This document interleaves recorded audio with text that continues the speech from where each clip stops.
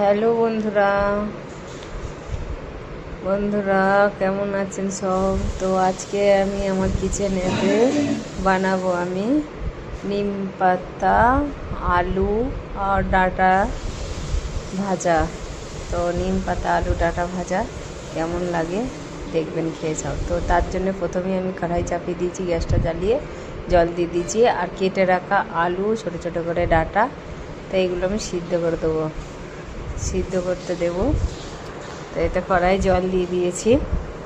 তো বন্ধুরা, এবার আপনি দেখুন, এতে আমি দিয়ে দেবো 1 চামচ হলুদ, আর দেব আমি এতে লবণ।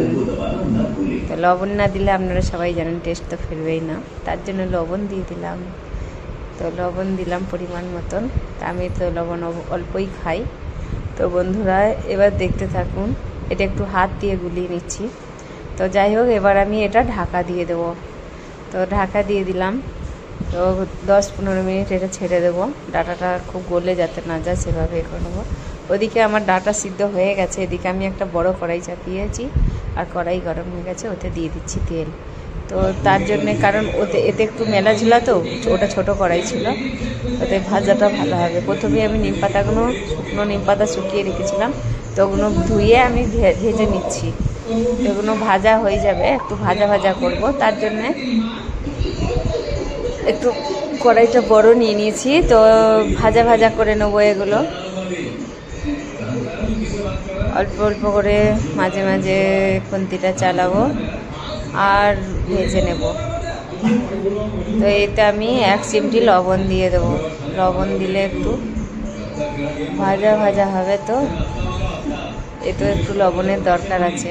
আমার এমনি নিম পাতা ভাজা খুবই খেতে ভালো লাগে। তো বন্ধুরা, আপনাদের কার নিম পাতা ভাজা খেতে ভালো লাগে বলুন?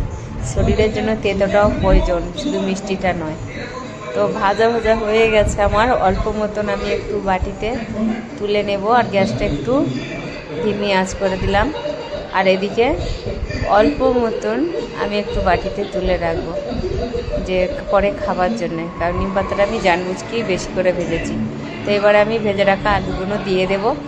এই আলুগুলো একটু ভাজা একটু লাল হবে, তবেই আমি ডাঁটাগুলো দেবো, কারণ ডাঁটাগুলো একসাথে দিলে খুব একটা ভাজা হতে চায় না।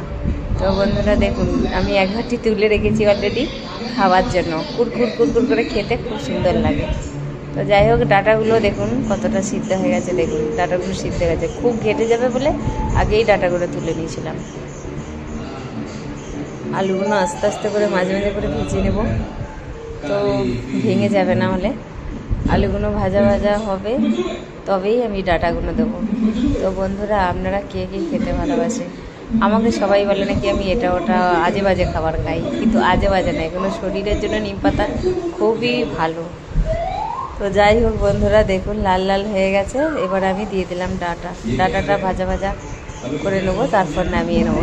দেখুন ডালগুলো তো লাল হয়ে গেছে, তো অল্প একটু ভাজা করে নেবো, ডাঁটাগুলো খুব একটা ভাজা না, তো ভাজা করে তুলে নেব। তো বন্ধুরা, আমার তো খুবই প্রয়োজন, খুবই ভালো লাগে, এত ভালো লাগে বলে বোঝাতে পারো। আমার মনে হয় ভাত থাকলে আর এই ডাঁটা থাকলে ভালো লাগে। আপনাদের কার ভালো লাগে আপনারা বলবেন।